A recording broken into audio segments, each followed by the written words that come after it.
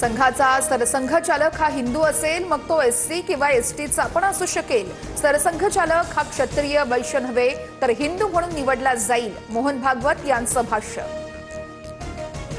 संघ सांगेल तेव्हा निवृत्ती घेणार, निवृत्तीनंतरही कार्य सुरूच राहणार. मोहन भागवत यांच्याकडून स्पष्ट. तर घरात 3 मुलं असावीत असं शास्त्र सांगतं. भागवत यांचं वक्तव्य. मुंबईमध्ये राष्ट्रीय स्वयंसेवक संघाच्या कार्यक्रमाला अभिनेता सलमान खानची हजेरी. तर गर्दी जमवण्यासाठी सलमान खान आमंत्रित होते का, राऊतांचा संघाला सवाल. एखाद्या व्यक्तीचा धर्म, भाषा, खाण्याची सवयी वेगळे असू शकतात, मात्र आपण समाज, संस्कृती आणि राष्ट्र म्हणून एकत्र आहोत. सरसंघचालक मोहन भागवत यांचं हिंदू मुस्लिम ऐक्यावर भाष्य. संघात यापुढे मुस्लिमांनाही खुलं आमंत्रण आहे का, मोहन भागवत यांनी स्पष्ट करावं. राऊतांचं आव्हान.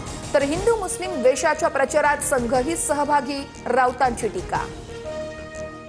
पुन्हा विधान परिषदेवर जाण्यासाठी उद्धव ठाकरेंसमोर आव्हान. संख्याबळाच्या कमतरतेमुळे मवियाची कोंडी.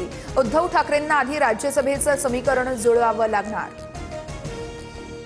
उद्धव ठाकरेंनी विधान परिषदेवरती जावं अशी आम्हा सर्वांची इच्छा आहे. महाविकास आघाडीला एकमेकांना मदत करावी लागेल, राऊतांची प्रतिक्रिया. काँग्रेस आगामी सर्व निवडणुका स्वबळावर लढणार. पवारांच्या राष्ट्रवादीवर अवलंबून राहू नका. मुंबईतील नेत्यांच्या बैठकीत पक्ष नेतृत्वाच्या सूचना, सूत्रांची माहिती. 12 जिल्हा परिषद, 125 पंचायत समित्यांसाठी राज्यभरात 70 ते 75% मतदान झाल्याचा अंदाज. 7438 उमेदवारांचं भवितव्य मतपेटीत बंद. उद्या निकाल जाहीर होणार.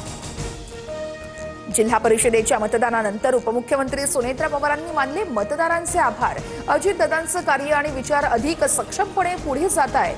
सुनेत्रा पवार यांच्याकडून पोस्ट शेअर. सोलापूरच्या मोहोळमध्ये ईव्हीएम मशीन ढाब्यावर आढळली.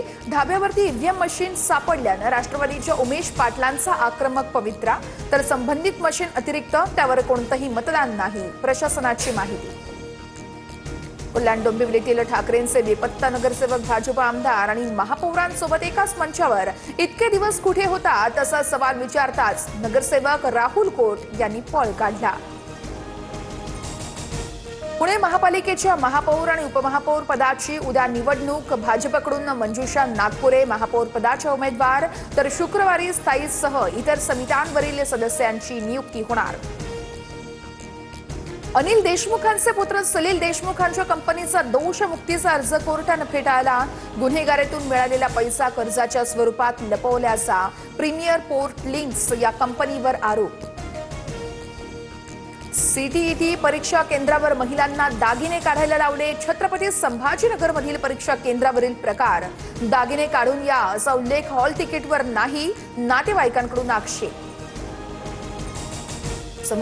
मुंबईच्या समुद्रात आंतरराष्ट्रीय तेल तस्करांवर तटरक्षक दलाची धडक कारवाई. मोठ्या प्रमाणामध्ये तेल साठा असलेली जहाजही जप्त.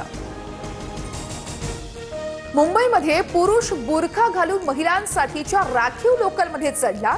महिला प्रवाशांना संशय आल्यानं प्रकार उघडकीस. रेल्वे पोलिसांकडून गुन्हा दाखल करत संबंधित व्यक्तीचा तपास सुरू. संत गजानन महाराजांचा 148वा प्रकट दिन सोहळा.